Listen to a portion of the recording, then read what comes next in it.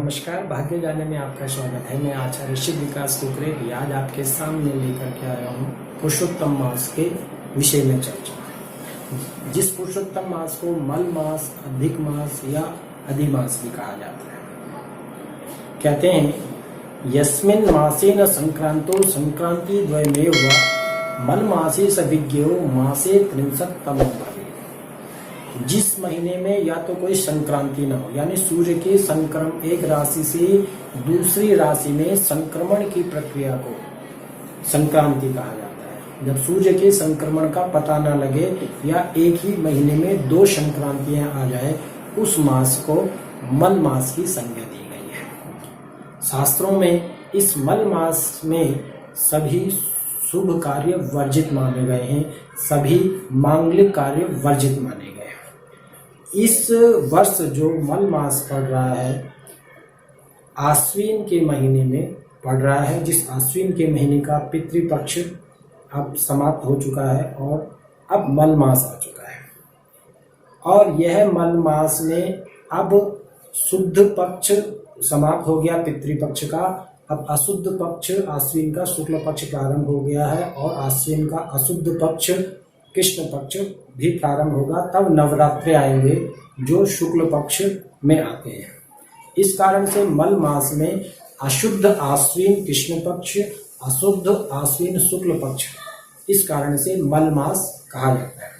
अगर हम सौर्य गणना के आधार पर देखते हैं तो चांद्र मास और सौर मास के आधार पर हमारे वर्ष की गणना होती है, जिसमें सौर मास के आधार पर 365 दिन 6 घंटे 11 सेकंड का एक सौर वर्ष होता है और चांद्र मास या चांद्र वर्ष जो होता है वो 354 दिन 9 घंटे का एक चांद मास होता है। तो 365 में से अगर हम 354 घटा देते हैं तो बचते हैं 11। यह 11 दिन 32 महीने पश्चात 16 दिन और 4 घंटे के पश्चात 32 महीने 16 दिन 4 घंटे के पश्चात एक महीने के रूप में परिवर्तित हो जाता है, क्योंकि तिथियों की गणना घटती और बढ़ती रहती है, तिथियों का क्षय भी होता है। इस कारण से यह चंद्र मास के अनुसार एक मास और बढ़ जाता है, जैसा कि इस वर्ष हुआ है। इस कारण से वह 11 दिन की गणना के कारण एक मास बढ़ गया, जिस कारण से वह मल मास के रूप में माना गया। आपने देखा होगा जब किसी की मृत्यु होती है तो जिस तिथि पे वह मृत्यु होती है, जिस वर्ष मल मास नहीं होता है यानी पुरुषोत्तम मास नहीं पड़ता है, उस वर्ष वह 11 दिन पहले अगले वर्ष वह तिथि आ जाती है। उदाहरण के लिए आश्विन के शुक्ल पक्ष में द्वितीया को किसी की मृत्यु हुई और वो तिथि थी आपकी 12 सितंबर, तो अगले वर्ष वह तिथि पड़ेगी 11 दिन पहले यानी कि 2 सितंबर। और जिस वर्ष मल मास आ जाता है और उसी बीच में किसी की अगर मृत्यु हुई हो, तो उदाहरण के लिए 12 सितंबर को ही किसी की मृत्यु हुई हो तो उसमें 19 दिन प्लस हो जाते हैं, यानी कि वो तिथि पड़ेगी तकरीबन 1 अक्टूबर के आसपास। तो 19 दिन प्लस अधिक मास में हो जाते हैं। इसी कारण से जिस वर्ष भी मल मास आता है, जो से महीने मल मास आता है, उसी वही मास पुनः 19 वर्ष पश्चात पुनः आता है। उसकी जो गणना होती है 19 वर्ष पश्चात पुनः पुनः होती रहती है। मल मास के विषय में कहा भी गया है कि इसको पुरुषोत्तम मास क्यों कहते हैं कि भगवान ब्रह्मा जी की आराधना हिरण्यकश्यप ने करी और हिरण्यकश्यप ने जब ब्रह्मा जी की आराधना करी तो भगवान ब्रह्मा उनसे प्रसन्न हो गए और भगवान ब्रह्मा ने उनसे इच्छित वर मांगने को कहा। तब हिरण्यकश्यप ने कहा कि आप मुझे अजर अमर होने का वरदान प्रदान करिए।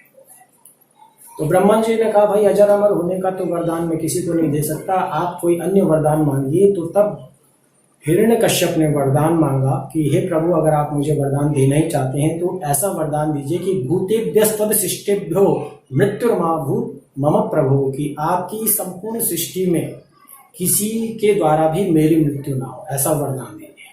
किसी भी मनुष्य द्वारा मेरी मृत्यु ना हो, न अंतर्बहिर न दीवान तम, ना तो मैं अपने घर के अंदर मरूं और ना ही मैं बाहर मरूं।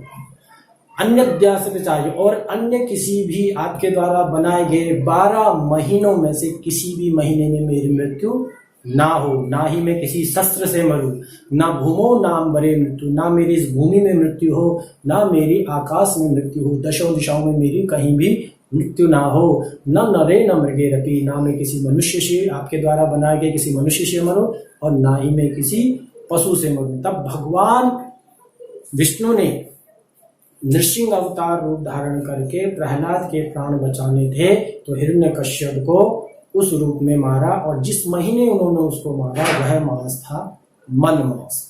उस मल मास में उन्होंने हिरण्यकश्यप का वध किया। इस मास में कोई भी शुभ कार्य करना वर्जित माना गया है, कोई भी मांगलिक कार्य करना वर्जित माना गया है। 16 संस्कारों में सूतक और पातक कार्य को छोड़ करके अन्य कोई भी शुभ कार्य वर्जित माने गए हैं, जिसमें विवाह आदि संस्कार, चूड़ा कर्म आदि संस्कार, मांगलिक कार्य, गृह प्रवेश, मुंडन, कोई नया व्यापार आपको खोलना हो, कोई आपको खरीदारी करनी हो, वो सारे कार्य वर्जित माने गए हैं।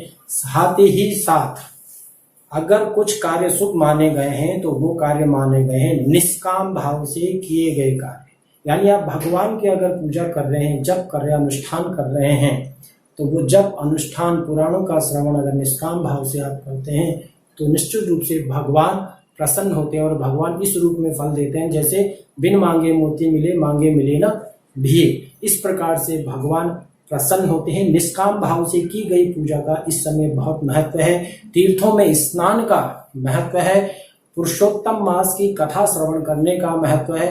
भगवत गीता के 15वें अध्याय का श्रवण करना इस समय का बड़ा महत्व है। ब्रह्मचर्य का पालन करते हुए, इंद्रियों पर काबू करते हुए अनुष्ठान विषय या ओम नमो भगवते वासुदेवाय मंत्र का जप करना इस समय बड़ा शुभ माना जाता है। कांस्य पात्र का दान करना, माल पुए आदि भोज्य पदार्थ बनाकर उनका दान करना इस मास में उत्तम माना जाता है। धन्यवाद।